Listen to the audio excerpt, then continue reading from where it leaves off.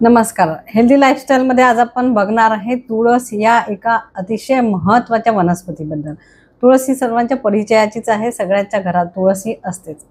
तुळशीचे आध्यात्मिक महत्त्व सगळ्यांनाच माहिती आहे. तसंच ते आयुर्वेदाच्या दृष्टिकोनातून, आरोग्याच्या दृष्टिकोनातूनही तेवढीच महत्त्वाची आहे. बघूया आयुर्वेदानुसार गुणधर्म काय आहे, आधुनिक शास्त्रानुसार याच्यामध्ये काय गुणधर्म आहेत त्याबद्दल. तर आयुर्वेदानुसार तुळस जी आहे ही उष्ण गुणधर्माची आहे, तिखट रसाची आहे आणि त्यामुळे कफ कमी करणारी आहे आणि म्हणूनच सर्दी, ताप, खोकला यासारखे जे व्हायरल इन्फेक्शन असतात यामध्ये तुळशीचा काढा घेतल्याने आपल्याला आराम पडतो.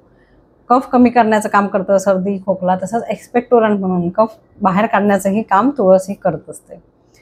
आयुर्वेदामध्ये तुळस ही कृमिघ्न सांगितले आहे. पोटामध्ये दुखत असेल, जंतू झाले असतील, अशा वेळेला तुळशीचा काढा घेतल्यामुळे पोटदुखी बरी होते.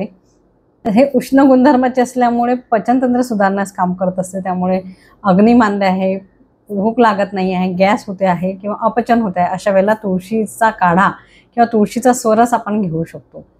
त्यामुळे पचनतंत्र संबंधित जे त्रास आहे हे कमी होण्यास मदत होत असतात. तसंच तुळस जी आहे ही अँटी फंगल प्रॉपर्टीज यामध्ये असतात, अँटीऑक्सिडंट यामध्ये मोठ्या प्रमाणात असतात.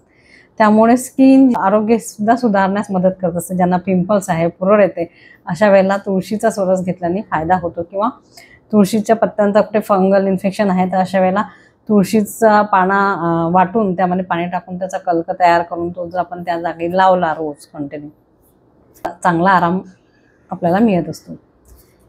याचा आणखी एक महत्त्वाचा फायदा हा आहे की ही अँटीऑक्सिडंट आहे, त्याचबरोबर अँटी इन्फ्लमेटरी प्रॉपर्टीज यामध्ये आहे. म्हणजे शरीरामध्ये कुठे सुजन असेल तर ती कमी करण्याचं काम करतो आणि त्यामुळे हृदयाचंही आरोग्य सुधारण्यास मदत होत असते. रक्ताभिसरण क्रिया ही आणि चांगली होत असते.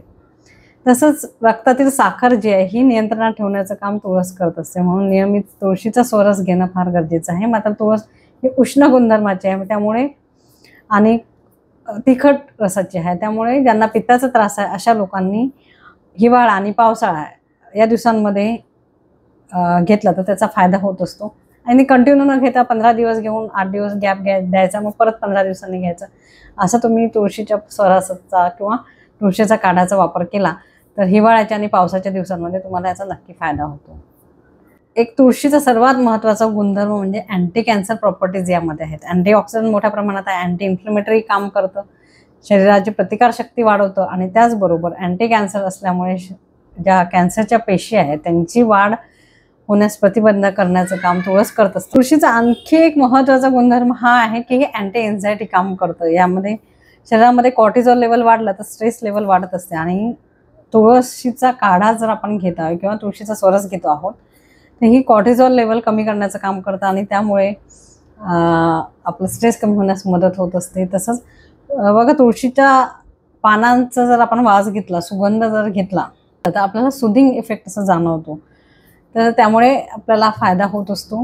लहान मुलांची प्रतिकारशक्ती वाढावी किंवा मी तर बऱ्याच जणांना सांगत असते की पावसाच्या दिवसांमध्ये व्हायरल इन्फेक्शन मोठ्या प्रमाणात होत असतात. अशा वेळेला तुळशीचा काढा गूळ टाकून किंवा तुळशी पत्राचा स्वरस काढून त्यामध्ये मध घालून जर मुलांना रोज तुम्ही जर दिलं तर मुलांना हे व्हायरल इन्फेक्शन होतच नाहीत आणि झाले तर ते लगेच बरे होतं. त्यांना इतर औषध देण्याची गरज पडत नाही. तुम्ही ऐकलं असेल की खोकलाचे औषध घेतल्यामुळे मुलांना जीव गमवावा लागला. अशा वेळेला आपण केमिकल्सपासून बनवलेल्या औषधींवर निर्भर न राहता आपण जर घरगुती उपाय केले तर ते नक्कीच एक खात्रीशीर असतात आणि आपली इम्युनिटी वाढत असते. तुळशी नुसती घरात असून तिची रोज पूजा करून फायदा नाही, तर त्याचा वापर करणं फार गरजेचं आहे.